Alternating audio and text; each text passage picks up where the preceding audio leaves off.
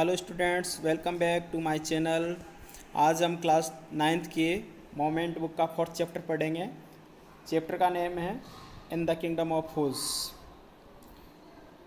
इस चैप्टर में क्या दिया हुआ है इसके बारे में डिटेल देख लेते हैं। It is believe that fools are so dangerous that only very wise people can manage them. Who are the fool in the story what happen to them. यह विश्वास किया जाता है कि मूर्ख व्यक्ति कितने खतरनाक होते हैं और केवल बुद्धिमान व्यक्तियों के द्वारा उनको मैनेज किया जा सकता है। तो इस कहानी में मूर्ख व्यक्ति कौन है और उनके साथ में क्या घटित हुआ, इसके बारे में हम इस चैप्टर में आगे पढ़ेंगे। In the kingdom of fools both the king and minister were idiots. They didn't want to run things like other kings, so they decided to change night into day and day into night. इस मूर्खों के राज्य में राजा और उसका मंत्री दोनों मूर्ख थे और they didn't want to run things like other kings, और वह दूसरे राजाओं के द्वारा अपने राज्य को नहीं चलाना चाहते थे। इस वजह से उन्होंने निश्चय किया, दे डिसाइडेड, उन्होंने निश्चय कर लिया कि वो रात को दिन में बदल देंगे और दिन को रात में बदल देंगे। यानी जो काम रात में किया जाता है वो दिन में किया जाएगा, जो काम दिन में किया जाता है वो रात में किया जाएगा। They order that everyone should be awake at night till their fields and run their business only after dark and go to bed as soon as the sun came up। तो उन्होंने अपनी प्रजा को आदेश दिया कि प्रत्येक व्यक्ति को रात में सोना चाहिए और उनके यहाँ तक कि उनके फील्ड में खेतों में जो काम करना है वो भी रात में किया जाएगा और जो भी बिजनेस चलाना है वो भी रात में ही किया जाएगा जब अंधेरा हो जाएगा। और जैसे ही सूर्य ऊपर आता है यानी कि उजाला होता है तो ही उनको सो जाना है। Anyone who disobeyed would be punished with death. The people did as they were told for fear of death। प्रत्येक व्यक्ति जो इस ऑर्डर का पालन नहीं करेगा उनको पनिश किया जाएगा। और पनिश्ड क्या किया जाएगा उनको, यानी कि उनको मार दिया जाएगा। लोगों ने ऐसा ही किया जैसा उनको ऑर्डर दिया गया था, क्योंकि मृत्यु की वजह से उन्होंने ऐसा किया। They were told for fear of death, मृत्यु के भय के कारण उन्होंने ऐसा किया। The king and the minister were delighted at the success of their project. इस तरीके से राजा और उसका मिनिस्टर दोनों बड़े खुश हुए अपने इस प्रोजेक्ट की सफलता के कारण, क्योंकि उन्होंने जो ऑर्डर दिया था वो प्रजा उनका पालन कर रही थी। इस वजह से जो उनकी जो ये योजना थी वो सफल हो रही थी। इस वजह से दोनों बड़े खुश थे।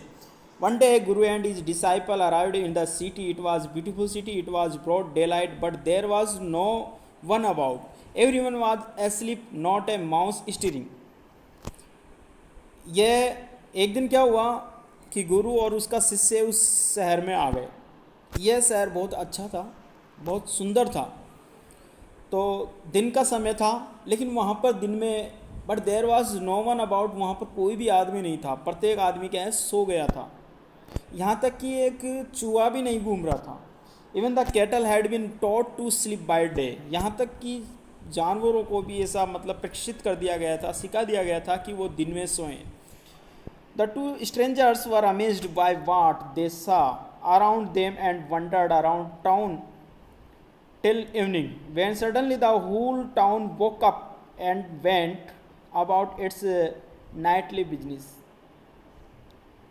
और इस तरीके से वो दोनों अजनबी उस शहर में आए थे, गुरु और उसका शिष्य, दोनों बड़े अमेज्ड थे, यानी बड़े अचंभित हुए ये देख करके, बाय वाट, ये देख करके कि they saw around them and wandered around town till evening, कि पूरा शहर वो जब अपने चारों ओर देखते हैं तो पूरा शहर वो शाम तक सोया हुआ था। और when suddenly the whole town wake up, और जब ही पूरा का पूरा शहर जाग गया, जो ही मतलब रात हुई तो पूरा का पूरा शहर जाग गया और अपने नाइट के बिजनेस को वो चलाने लग गया। The two man were hungry, दोनों आदमी बहुत भूखे थे, गुरु और उसका शिष्य। Now that the shop were open, और अब दुकानें खुल गई थी। They went to buy some groceries, इसलिए वो कुछ परचूनी का सामान खरीदने के लिए गए। To their At astonishment, they found that everything cost the same, a single doodoo. Whether they brought a measure of rice or bunch of bananas, it cost a doodoo. बड़ा उनको आश्चर्य हुआ उस समय पर, वो बहुत ज़्यादा अचंभित हो गए जब उन्होंने पाया कि प्रत्येक चीज़ का सेम कॉस्ट था, एक सिंगल डूडू। जैसे कि हमारे यहाँ पर भारतीय रुपए रुपए हुआ करते थे, उस समय पर डूडू चला करते थे रुपये की जगह पे, तो यहाँ पर डूडू आया है। तो इस तरीके से एक सिंगल डूडू में जो कुछ भी खरीद सकते थे, कुछ भी खरीदा जा सकता था, समान रेट थी सबकी। यानी कि आपको अगर मिठाई लेनी है तो वो भी आपको उसी रेट में मिलेगी, और अगर आपको 1 किलो टमाटर लेने हैं तो वो भी उसी रेट में मिलेगा। यहाँ तक कि अगर देखा जाए तो उन व्यापारियों के पास में मेजर ऑफ राइस को नापने के लिए, तोलने के लिए, और बनानाओं के बंच बने हुए थे, लेकिन फिर भी इट कॉस्ट अ डूडू, लेकिन एक सिंगल डूडू में वो खरीदा जा सकता था, यानी कि उनकी जो कीमत थी वो बराबर थी। The Guru and his disciple were dilated, they had never heard of anything like this. इस तरीके से गुरु और उसके शिष्य बड़े खुश थे वो दोनों। वो इस वजह से खुश थे कि क्योंकि सब चीज़ उन्होंने बहुत सस्ती मिल रही थी, क्योंकि उनको मिठाई भी खाने की इच्छा थी तो बहुत महंगी मिलती थी और जगह पे, और यहाँ पर सस्ती थी। तो क्योंकि उन्होंने पहले इसके बारे में कभी नहीं सुना था, क्योंकि अन्य राज्यों में ऐसा नहीं था, यहाँ पर ही उन्होंने पहली बार देखा था। इस वजह से वो बड़े खुश थे। They could buy all food they wanted for a rupee. 1 रुपये में वो जितना खरीदना चाहते थे उतना उन्होंने भोजन खरीद लिया। When they had cooked and eaten, the Guru realized that this was a kingdom of fools, and it wouldn't be a good idea for them to stay there. लेकिन जब उन्होंने जब सामान खरीद लिया था भोजन पकाने के लिए, तो उन्होंने भोजन पकाया और उसको खा लिया। उसके बाद में गुरु को महसूस हुआ, गुरु ने महसूस किया इस बात को कि ये जो राज्य है वो मूर्खों का राज्य है, और यहाँ पर रहना एक उनके लिए यहाँ पर रहना अच्छा नहीं होगा, एक अच्छा आइडिया नहीं है, एक अच्छा विचार नहीं है। This is no place for us, let's go. ये स्थान हमारे लिए नहीं है, हमको यहाँ से चलना चाहिए। ही सेड टू डिसाइपल, उसने अपने शिष्य से कहा। But the disciple didn't want to leave the place, किंतु जो शिष्य था वो उस स्थान को नहीं छोड़ना चाहता था। अब आपको सबको पता है, क्योंकि वो तो मिठाइयाँ खाना चाहता था और वो सस्ती मिल रही थी वहाँ पर, क्योंकि अगर 1 किलो टमाटर ले, वो 1 किलो बैंगन ले, 1 किलो मूली ले, उसी दाम में उसको मिठाइयाँ मिल रही थी। यानी कि वहाँ पर प्रत्येक चीज़ बहुत सस्ती थी, एक सिंगल डूडू में मिल जाया करती थी, तो शिष्य वहाँ से जाना नहीं चाहता था। एवरीथिंग वाज चीप है, all he wanted was good cheap food, the guru said. प्रत्येक चीज़ वहाँ पर सस्ती थी, तो इस वजह से वो नहीं जाना चाह रहा था। तो गुरु ने कहा, they are all fools, this won't last very long and you can't tell what they will do to you next। तो गुरु ने अपने शिष्य को समझाया कि ये सभी जो लोग हैं यहाँ के, वो सभी मूर्ख हैं, और यहाँ पर लंबे समय तक ये, मतलब जो अभी सस्ता चल रहा है एक सिंगल डीडू में जो मिल रहा है, वो लंबे समय तक चलने वाला नहीं है। और तुम ये नहीं कह सकते, यू कांट टेल व्हाट, तुम यह नहीं कह सकते कि अगले ही क्षण तुम्हारे साथ में क्या हो, क्योंकि मूर्खों का कोई पता नहीं है कि वो अगले समय क्या करे।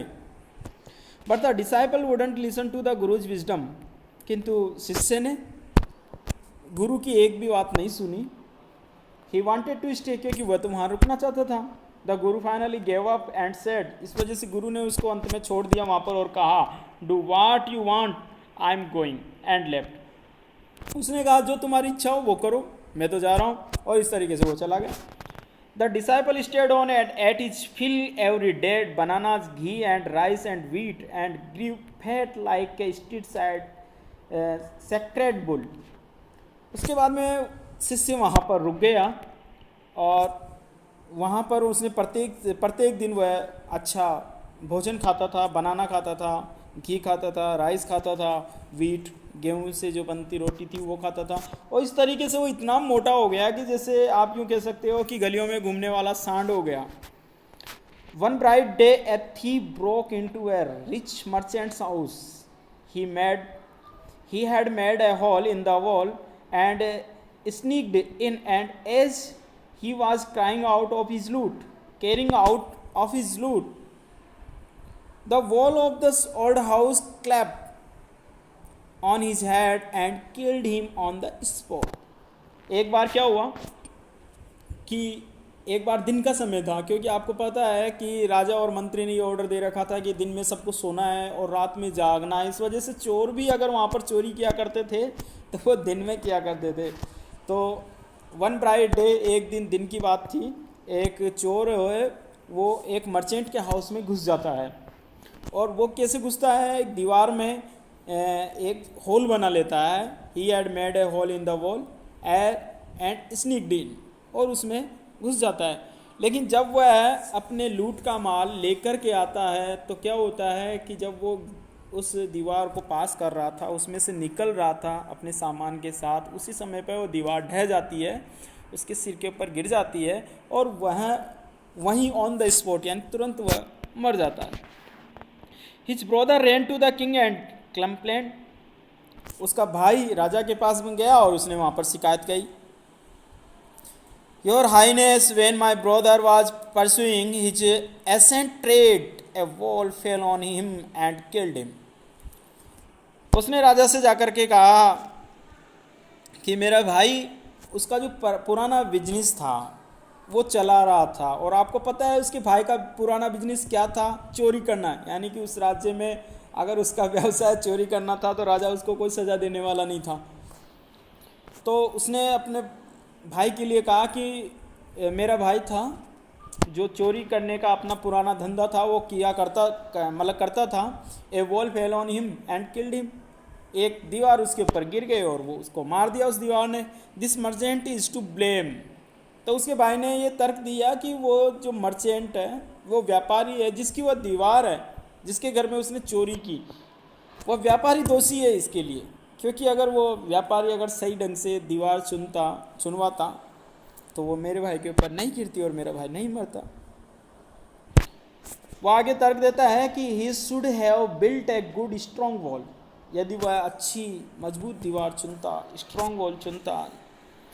You must punish the wrong doer and compensate the family for the injustice. वो बोलता है कि उस व्यापारी को एक अच्छी दीवार चुननी चाहिए थी, इसलिए अब उसको अवश्य ही, जिन्होंने गलत किया है उनको अवश्य ही सज़ा मिलनी चाहिए, और इस परिवार को, मेरे परिवार को क्षतिपूर्ति के लिए, अन्याय की क्षतिपूर्ति के लिए कुछ न कुछ मिलना चाहिए। द किंग सेड, राजा ने कहा, जस्टिस विल बी डन, न्याय तो होगा। Don't worry. देखो यहाँ पर चित्र में देखो, ये इसका भाई आया हुआ है और राजा के सामने अपने तर्क दे रहा है। तो राजा बोलता है जस्टिस विल बी डन, न्याय तो होगा, डोंट वरी, चिंता मत करो। And at once summoned the owner of the house, और इस तरीके से राजा ने फरमान जारी कर दिया कि उस मकान के मालिक को पकड़ करके लाओ। ये इस चैप्टर का फर्स्ट पार्ट है, अगला पार्ट, सेकंड पार्ट हम आगे पढ़ेंगे बाद में।